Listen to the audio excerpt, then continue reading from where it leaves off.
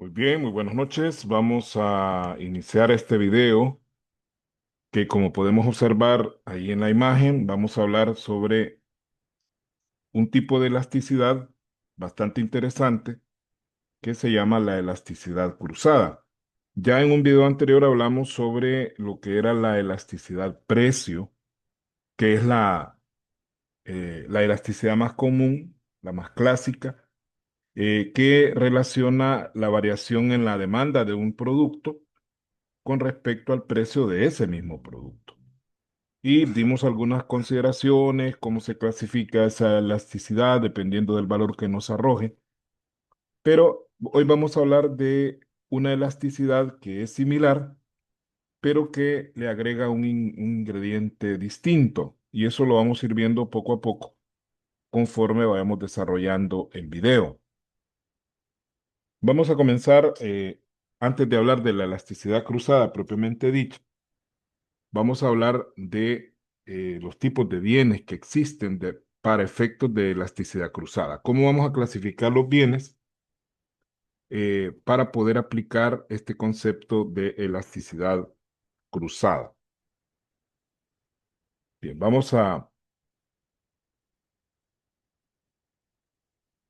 primero vamos a hablar de los bienes llamados bienes complementarios. ¿Qué vamos a entender desde la perspectiva de la economía? ¿Qué son los bienes complementarios? Veamos la definición. Los bienes complementarios son aquellos productos que se consumen juntos para satisfacer una necesidad, ya que uno no funciona o no tiene valor sin el otro. Es decir, son aquellos bienes que se consumen juntos, que son necesarios el uno con el otro y que por lo tanto quizás lo que dice al final la definición es un poco drástico. Hay productos, hay bienes que son complementarios y no necesariamente están en esa situación de que no funcionen o que si en el uno no pueda utilizarse el otro. Es decir, son complementarios, pero al mismo tiempo pueden ser consumidos con otro tipo de producto. Ya vamos a hablar de eso. Ahora, la característica es que la demanda de uno de estos bienes influye directamente en la demanda del otro. Si el precio de uno baja y aumenta su demanda, también suele aumentar la demanda del bien que lo complementa. Voy a explicar esto con un ejemplo, con algunos ejemplos que tengo por acá, para que entendamos mejor cómo es esto de los bienes complementarios. Vea, retomemos la idea y vamos con los ejemplos. Ejemplo, la crema dental y los cepillos. ¿Va? Normalmente, y aquí sí hay una relación de complementariedad bastante clara entre la crema dental y los cepillos, porque normalmente los cepillos se compran para poder ser utilizados con crema dental, al margen de que en algunos oficios se utilicen los cepillos para poder, por ejemplo, los lustradores de zapatos los utilizan para aplicar algún tinte al zapato, pero eso ya es algo extra, no es algo marginal. El pan y la mantequilla es otro ejemplo, ¿verdad? Y aquí donde ya la complementariedad no es tan como que si no hay mantequilla no voy a comprar pan, porque el pan lo puedo complementar con otro tipo de bienes. De hecho, el pan pues puede complementar con un montón de alimentos. Ahí es donde eso que mencionaba en la definición no es tan drástico en algunos productos. Podemos observar que en la crema dental y los cepillos sí hay una relación directa porque el cepillo está fabricado, está diseñado para ser utilizado con la crema dental, pero la mantequilla no necesariamente es estrictamente para el pan. De hecho, la mantequilla se puede utilizar para cocinar y el pan se puede combinar con mermelada, se puede combinar con frijoles, se puede combinar con cualquier cosa. Pero en un determinado momento, en un determinado punto, ambos productos son complementarios porque se compran normalmente, hay una relación de consumo entre ambos. Lo mismo el café y el azúcar, ¿verdad? Aunque también sabemos que el azúcar no solo para el café sirve. Entonces, pero en ese punto de relación, el café y el azúcar son productos complementarios. Y lo que decíamos en la definición es que hay una relación directa entre ambos productos, ¿verdad? Si se reduce el consumo de uno de ellos, pues probablemente se reduzca de alguna manera el consumo del otro. Esto es bien importante que lo entendamos, esa característica, esa relación directa entre los bienes complementarios, que si la demanda de uno aumenta, aumentará la del otro y viceversa. Todo esto amarrado al precio, ¿verdad? De alguno de ellos. Pero también tenemos productos llamados sustitutos, ¿verdad? Bienes y servicios sustitutos los bienes sustitutos son productos o servicios que pueden reemplazarse entre sí porque satisfacen la misma necesidad. Si el precio de un bien aumenta, la demanda del bien sustituto tiende a subir, ya que los consumidores buscan alternativas más económicas, ¿verdad? Es decir, que en este caso, al contrario de los bienes complementarios, son productos que se utilizan para lo mismo y por lo tanto eh, hay una relación de desplazamiento entre uno y otro, ¿no? Si sube el precio de uno de ellos, pues normalmente va a aumentar la demanda del otro y si el precio de este otro también aumenta, pues subirá la demanda del producto contrario. ¿Por qué razón? Porque si uno de los bienes sustitutos sube su precio, pues lo que las personas, los consumidores van a tratar de hacer es conseguir una alternativa mucho más económica, mucho más asequible para sus bolsillos. Y aquí tenemos algunos ejemplos de bienes sustitutos, el café y el té. eh, Ambos tienen una función parecida y obviamente si el precio del café sube, probablemente pueda subir la demanda del té y viceversa. El pan y las tortillas, aunque en nuestro país pues la costumbre es que las tortillas normalmente se consumen en el almuerzo y normalmente en el almuerzo no se consume pan, pero en cierto punto podrían considerarse sustitutos dado que cumplen una función similar. El aceite vegetal y la manteca, ¿verdad? De hecho, en nuestro país no hay muchas personas que utilicen manteca para cocinar, pero en un momento dado puede considerarse productos sustitutos porque ambos cumplen una función parecida, que es de freír, ¿verdad? Entonces, ¿qué pasa si sube el precio del aceite? Vamos a comprar un poco más de manteca, que es más económica, para poder satisfacer una necesidad similar. Es bien importante esa relación, en este caso de desplazamiento, se le llama, o de complementación. No, no es complementación. Ahí borremos ese término, no es así. Es una relación de desplazamiento o de compensación. Esa es la palabra que quería utilizar. Es decir, que en la medida que uno de esos productos sustitutos sube su precio, su demanda baja y se desplaza hacia otro producto que lo pueda sustituir. Pero también dentro de este mismo línea de análisis tenemos otro tipo de productos que son la mayoría, que son los productos independientes o bienes independientes. Son aquellos que no tienen una relación de consumo entre sí, es decir, no son complementarios ni tampoco son sustitutos de ninguna de las dos maneras, por lo que la variación en el precio de uno no afecta la demanda del otro. Y ahí tenemos ejemplos, por ejemplo, un teléfono y una taza de café. Esos son dos productos que nada que ver uno con el otro y sería ilógico, sería absurdo tratar de establecer una relación entre ambos, ¿va? Al menos bajo condiciones normales. Una camisa y una cama también son bienes totalmente independientes. Una computadora, un par de zapatos, son cosas que no tienen ni son complementarios ni tampoco son sustitutos. Y repito, sería absurdo tratar de establecer una elasticidad entre estos tipos de productos. Es decir, no tendría sentido hacerlo porque no hay una relación directa entre ambos.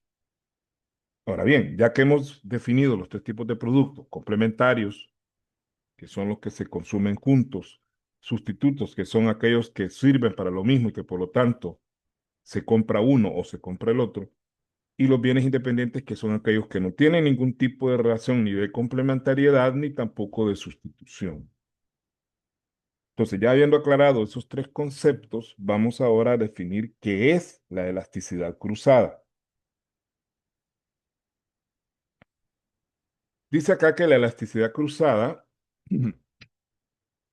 es el nivel de sensibilidad experimentado por la cantidad demandada de un producto X, ¿verdad? Que puede ser cualquier producto, con respecto a la modificación en el precio de un producto Y.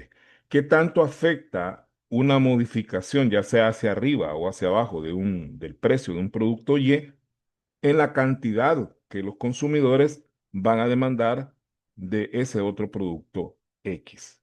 Y ahí estamos, si usted observa, es parecido a la elasticidad precio, con la diferencia que la elasticidad precio se calcula con el mismo producto, mientras que la elasticidad cruzada, la cantidad demandada es de un producto X y el precio es de un producto Y, o sea, un producto diferente.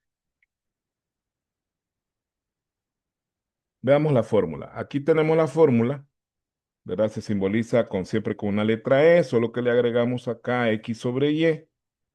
Esto se lee como elasticidad de X con respecto a Y, ¿verdad? Elasticidad aquí podemos sustituir por los nombres de los productos y decir pues que es la elasticidad del café con respecto al azúcar, o la elasticidad de la mantequilla con respecto al pan, o la elasticidad de la cera líquida para zapatos con el betún, o sea, la pasta de zapatos, etcétera. Y la fórmula, pues, que es similar a la de elasticidad-precio, por eso no voy a detenerme mucho en esto. El delta QX, pues, es la variación de la cantidad demandada de ese producto X en dos momentos diferentes.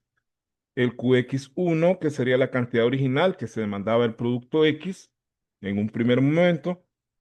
Y el delta PY, que sería la variación de los precios del producto Y en dos momentos diferentes, y el PY1, que sería el precio original que tenía el producto Y en un momento inicial. Como ya tenemos la base de la elasticidad de precio, creo que esto lo entendemos de manera bastante rápida. Ahora bien, el signo de la elasticidad, porque recuerde de que la elasticidad se analiza a su valor absoluto, al igual que la elasticidad de precio, aquí es igual, pero el signo de la elasticidad es bien importante porque del signo depende qué tipo de productos son los que estamos analizando. Y así tenemos que con los bienes complementarios, la elasticidad cruzada tiende a ser negativa. ¿Por qué negativa? Porque al consumirse de manera conjunta, la elasticidad es negativa, ya que al incrementarse el precio de uno de los bienes, la demanda del otro se reduce y viceversa. Si sube el precio del azúcar, pues podría ser que se disminuya la demanda de café. No necesariamente, ¿verdad? Pero si los vemos como productos complementarios, así sería, ¿no? A mayor precio de uno de los productos complementarios, menor demanda del otro producto. Por eso la elasticidad va a ser negativa. Y aquí la ley de la demanda se cumple de manera estricta. A mayor precio, menor demanda. Esto cuando los bienes son complementarios. No olvidemos ese detalle, que cuando la elasticidad cruzada nos dé negativa, pues estamos frente a un caso de bienes complementarios. Si los bienes son sustitutos, la elasticidad va a ser positiva. El incremento en el precio de un bien sustituto genera un incremento también en la cantidad demandada del otro producto, ¿no? Entonces, y viceversa. Por esa razón es que la elasticidad es positiva, porque si el precio del producto sustituto sube, la demanda del producto del otro producto también sube. Ambas suben, ¿verdad? ¿Por qué? Porque lo que la gente hace es dejar de consumir el producto caro y tiende a consumir más el producto más barato. Por eso la elasticidad de los bienes sustitutos, la elasticidad cruzada, es positiva. Muy bien. Pero ¿qué pasa cuando los productos son independientes? Cuando los bienes son independientes, la elasticidad es nula. ¿Va? No estoy diciendo que sea cero, porque realmente, al no existir una relación directa entre estos productos, resulta impráctico calcular una elasticidad cruzada. Porque, ojo con este detalle, si nosotros podemos comparar cómo ha subido la demanda de zapatos, eh, y podemos medir la variación en el precio de los tomates. Y meto los datos a la fórmula y probablemente me va a arrojar un valor que puede ser grande o pequeño, pero esto no necesariamente quiere decir de que el aumento en el precio de los tomates haya tenido incidencia en la cantidad demandada de zapatos. O sea, es totalmente impráctico pensarlo.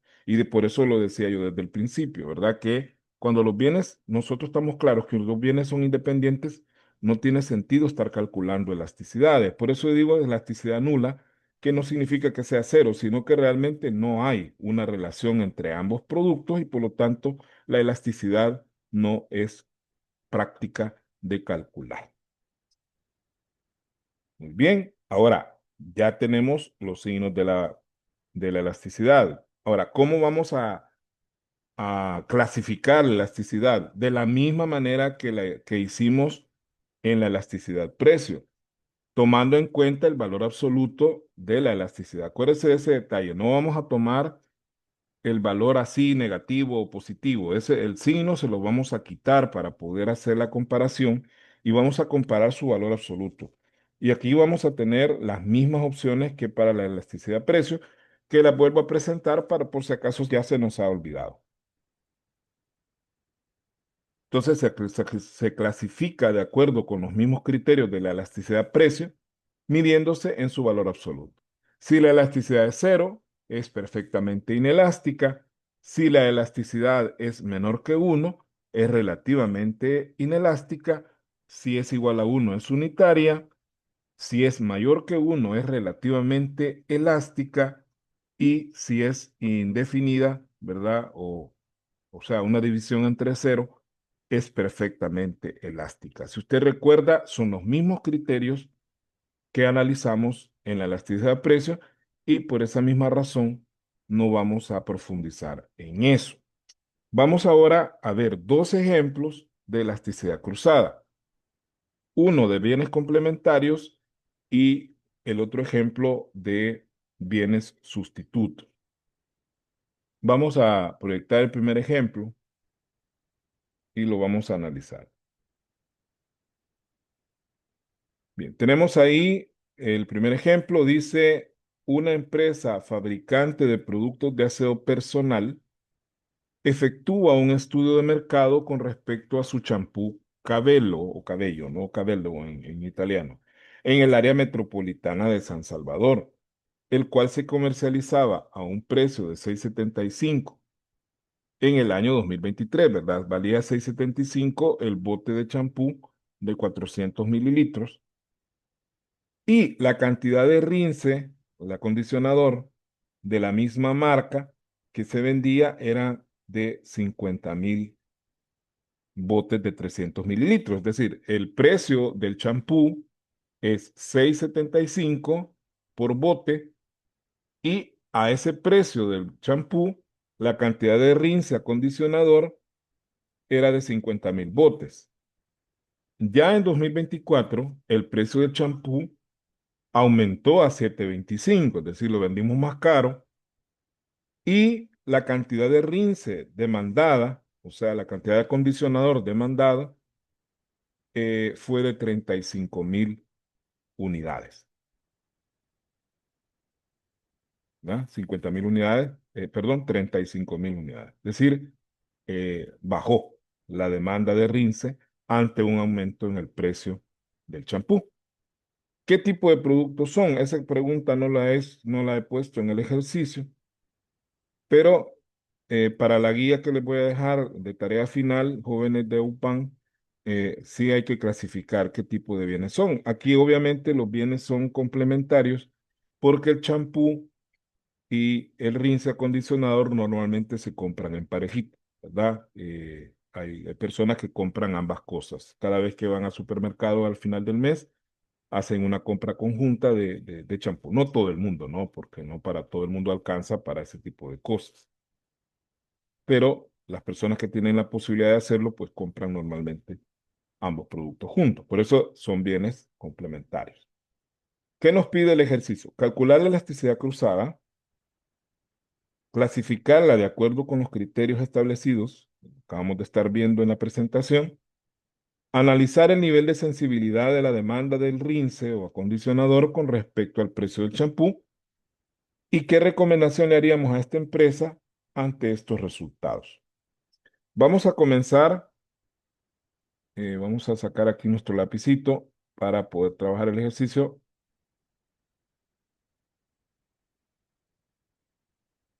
poquito más de grosor.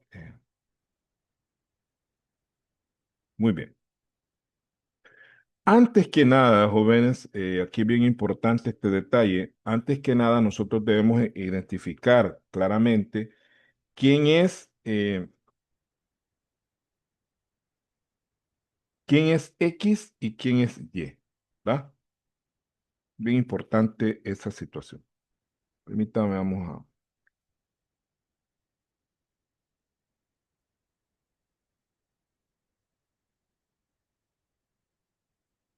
retomar el lapicito. Vamos a tomar este otro.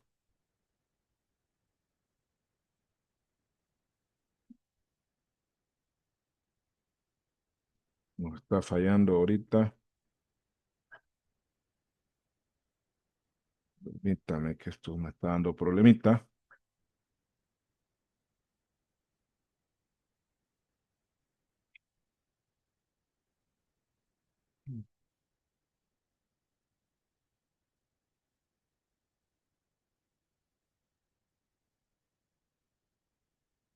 Ok, vamos a trabajarlo de otra manera.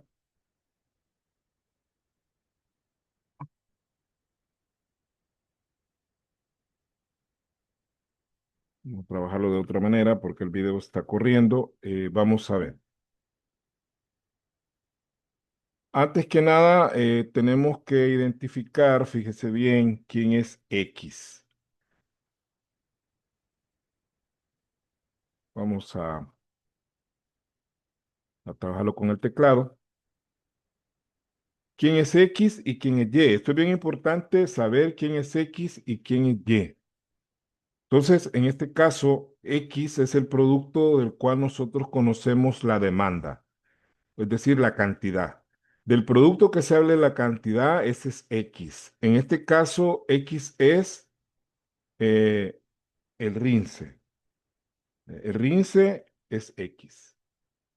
Por lo tanto, Y, que es del cual estamos viendo la variación de precio, sería el champú, ¿verdad? El champú. El producto Y siempre es el que nos da variación de precio, mientras que el producto X es el que nosotros medimos cantidades. Bien, entonces, la cantidad de X1, veamos de Rince, la cantidad de X1 es cuánto se consumía de este producto en el 2023. Dice que se consumían 50,000 botes, ¿verdad? Y la cantidad de X2 sería la cantidad que se consumía ya en el 2024, dice que eran 35,000 botes. Ujú. Ahora, con respecto al champú, veamos el precio del champú.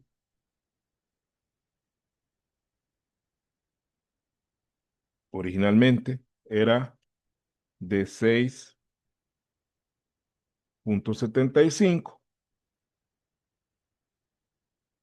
y el precio Y2, o sea, ya el precio final era de 7,25 el bote. Y ahí tenemos toda la información que necesitamos, ¿va? Entonces, ya con esa información, vamos a proceder a hacer los cálculos. Primero, vamos a ver el delta, ¿no? Vamos a ver acá, permítame, no sé por qué me dio problema la tableta, pero igual vamos a trabajar de otra manera acá. Vamos a insertar un símbolo que es delta, ¿no? Aquí lo tengo ya. Delta Q, X, ¿no? Va a ser sencillamente el Q2 menos el Q1. Eso ya nosotros lo hemos hecho anteriormente.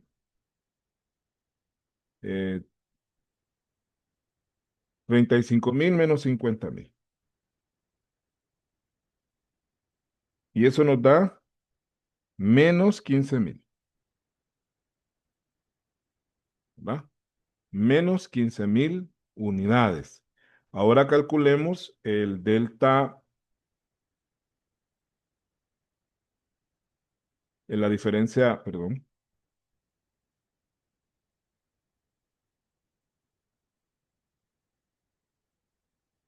la diferencia de precios, la diferencia de precios sería entonces 7.25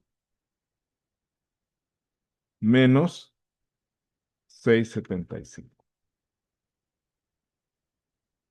Y eso nos da 0.5 o 50 centavos, ¿verdad? Esa sería la variación de precio positiva porque el precio ha subido. eh, por lo tanto, el precio es mayor, pero la demanda del RINCE es menor. Entonces, nos vamos a la fórmula,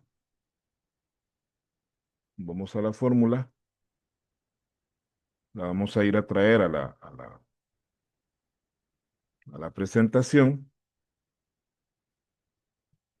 A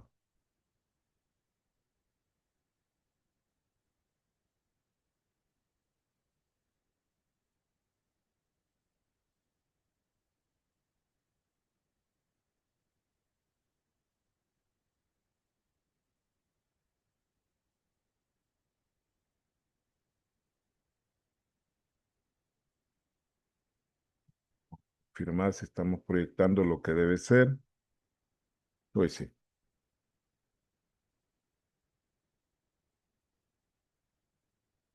Ujú.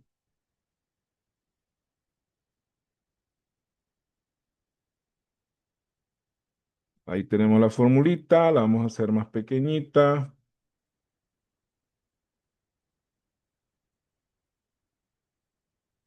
Mm, Y le vamos a cambiar el color. Estamos trabajando de manera emergente porque no nos funcionó la tableta, ¿verdad? Sí está encendida, pero no sé por qué razón no me da, no me conecta. Ahí está.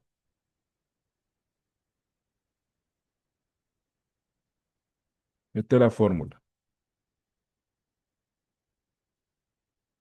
Entonces, vamos a calcular la elasticidad de X con respecto a Y, ¿va?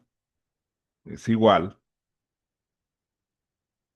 al delta QX, fíjese bien, el delta QX, bueno, calculemos primero, eh, lo vamos a ir haciendo por partes. Vamos a sacar primero el delta QX entre la cantidad uno, ¿verdad?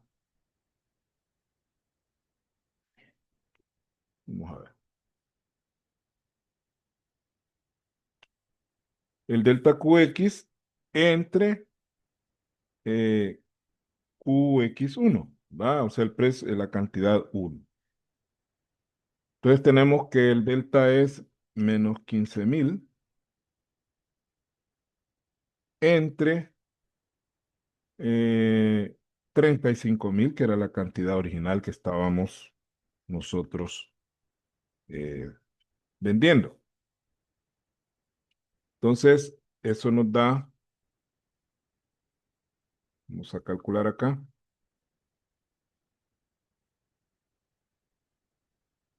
0.43 aproximadamente. Menos, ¿verdad? Negativo porque la variación es negativa. Menos 0.43. Por lo tanto, eh, vamos ahora a calcular el, la variación relativa de los precios entre P y 1, que es el precio original del champú. Entonces, tenemos que el delta es 0.5 positivo, dividido entre el precio original, que eran 6.75. Hacemos la división y nos va a dar 0.5 entre 6.75, que era el precio original, me da 0.07 aproximadamente. Entonces, la elasticidad de acuerdo con la fórmula de X con respecto a Y, va a ser eh, menos 0,43 entre 0 puntos, perdón, así es, 0,07. Hacemos la división, menos 0,43 entre 0,07. Eso nos da una elasticidad de menos 6,14 aproximadamente, lo cual es una elasticidad bastante alta, ¿verdad? Recuerde que esto, el signo se le quita y por lo tanto, ¿qué tipo de elasticidad tenemos? De acuerdo a la presentación, sabemos que cuando la elasticidad es mayor que uno, se dice que es relativamente elástica. Relativamente elástica. O sea que relativamente elástica. Y con eso, con esa clasificación podemos sacar la pregunta, la respuesta a la pregunta C, que dice analice el nivel de sensibilidad de la demanda del rince con respecto al precio del champú. En este caso, ¿cuál sería la respuesta? Y aquí tenemos la respuesta A, que sería el cálculo. Esta es la respuesta A del ejercicio. Eh, la clasificación sería la respuesta B. Y la respuesta C es, podemos decir que el nivel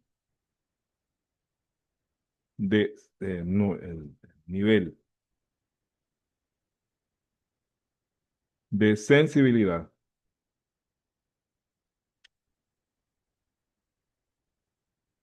de la demanda de Rinse con respecto, con respecto a la variación en el precio del champú es bastante alta. O sea, que al haber incrementado el precio del champú apenas en un 7%, que es este 0,07 que nos dio acá, la demanda de Rinse bajó en un 43%. O sea, el efecto fue prácticamente bastante dramático, si lo podemos clasificar de esa manera. Es decir, que el efecto que tiene el aumento en el precio del champú es altísimo con respecto a la demanda de Rinse. Es decir, que el Rinse se vio arrastrado, por decirlo de esa manera, ante el incremento del precio del champú. Y de ahí, de esa respuesta, nosotros obtenemos eh, la D, ¿no? La D, que nos dice, bueno, ¿qué recomendaciones le haríamos a esta empresa con respecto a los resultados? Bueno, acá las valoraciones pueden ser bastantes, ¿verdad? Pero lo que podemos nosotros analizar, dada el impacto tremendo que ha tenido la, en la demanda del rinse, el aumento del precio del champú, es quizás, podríamos mencionar, analizar el grado de, no, vamos a poner otra cosa. Vamos a poner. Analizar la factibilidad de, eh,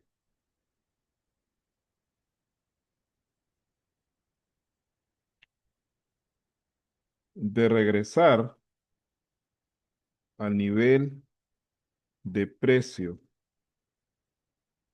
original del champú. Esa sería la primera opción como la más obvia. Bueno, ¿y por qué no dejamos el champú a 6,75 siempre? Pero esa sería una de varias, ¿no? Siempre estamos en la D.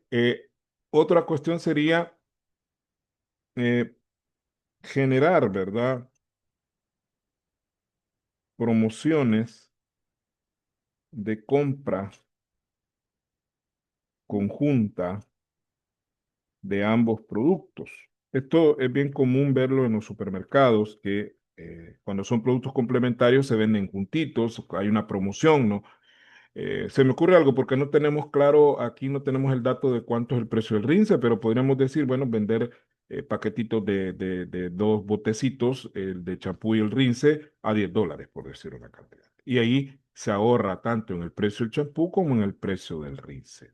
Esto para dar algunas ideas de qué es lo que se puede hacer como estrategia ante esta situación del impacto que tiene el incremento del precio del del champú con respecto a la demanda del rinse, ¿no?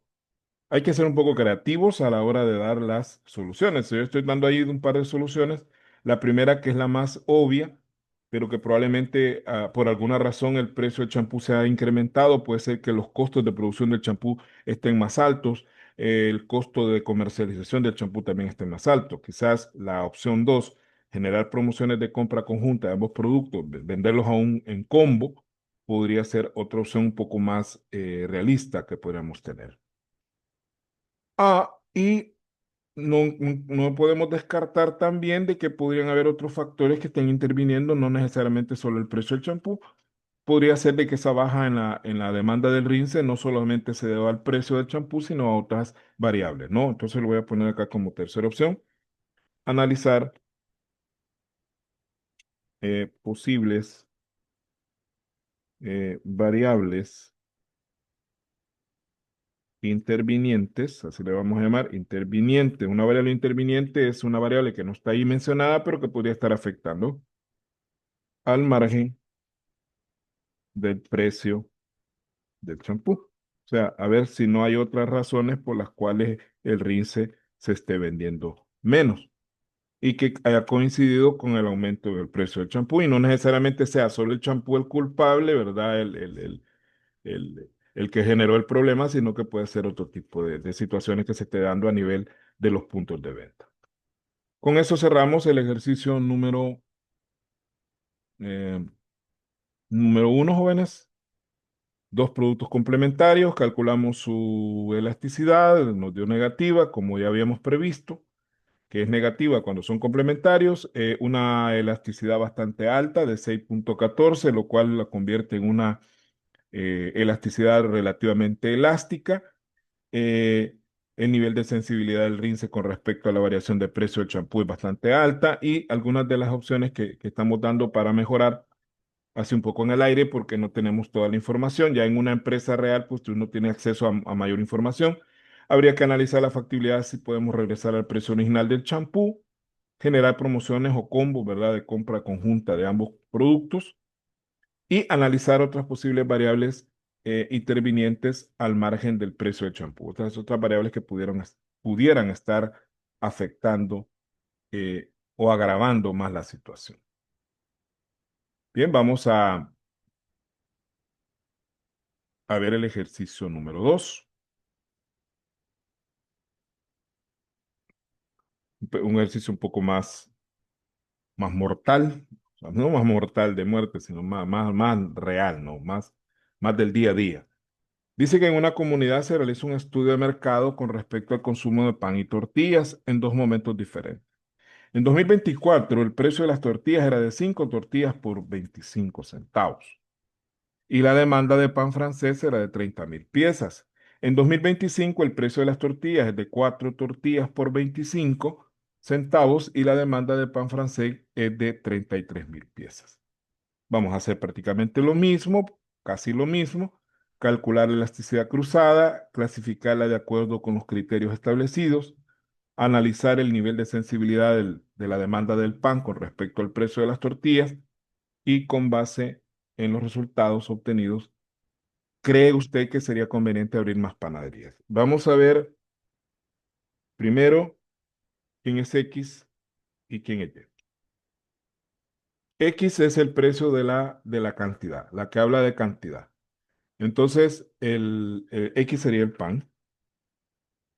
porque es del que estamos midiendo la demanda, y Y sería la tortilla, ¿ya? Y sería la tortilla. X el pan, Y la tortilla. Muy bien. Ya habiendo identificado, también vamos a identificar acá qué tipo de productos son.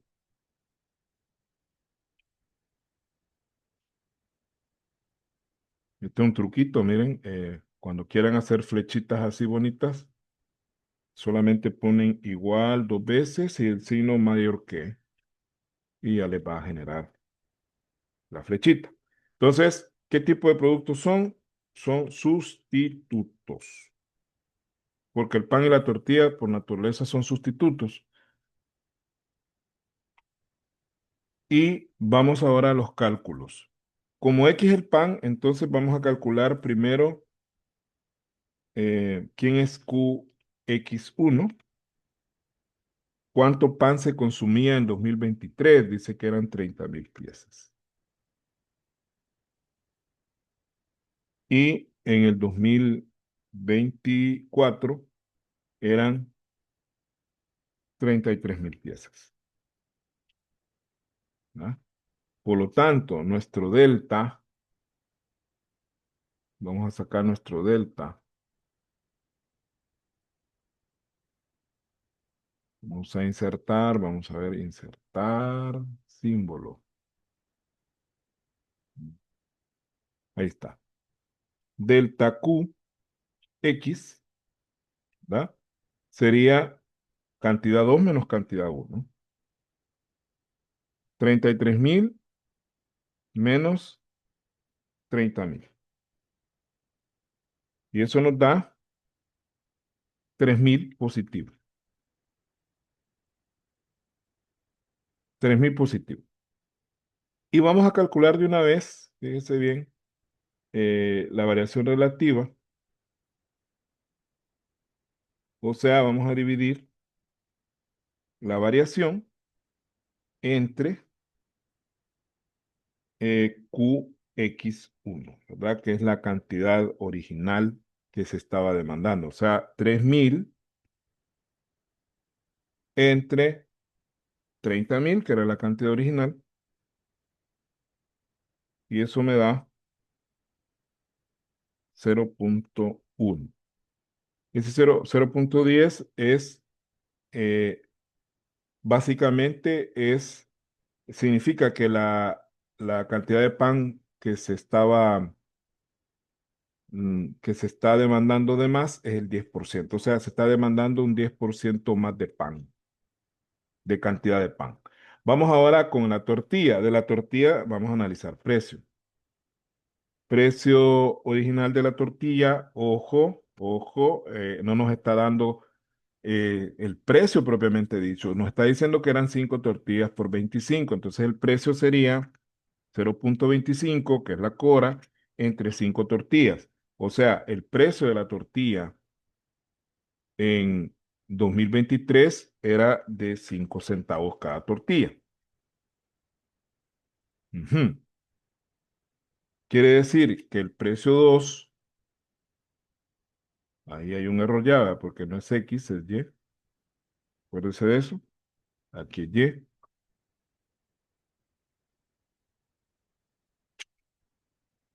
El precio Y2,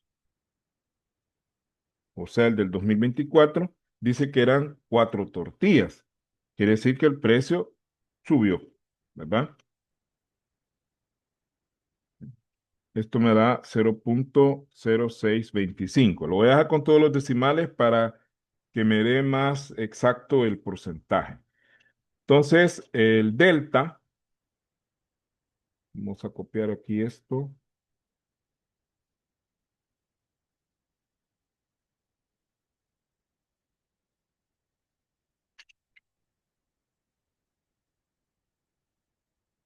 que sería el delta PY, o sea, la diferencia de precio sería el precio 2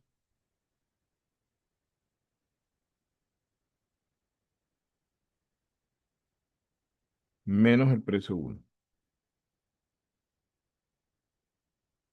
Y eso me da, vamos a hacer el cálculo,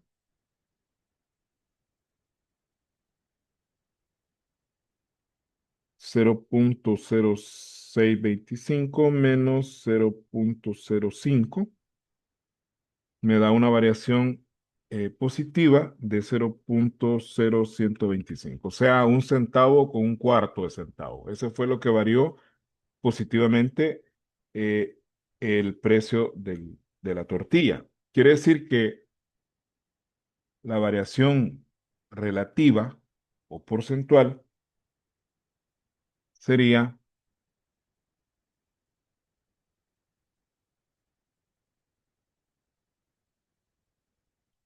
precio Y1.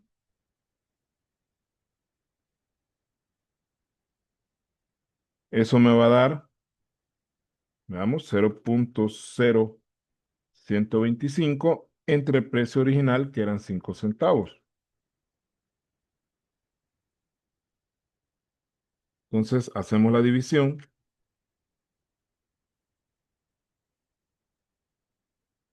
y me da 0,25. Quiere decir que el precio se incrementó en 25 centavos. Perdón, no, en un 25%, mientras que la cantidad de pan creció en un 10%, ¿verdad? Porque eso es lo que significa esos porcentajes. Más allá. Y nos vamos a calcular la elasticidad. Elasticidad de X con respecto a Y va a ser igual a la variación en la cantidad de pan, 0,1, entre la variación en el precio de la tortilla.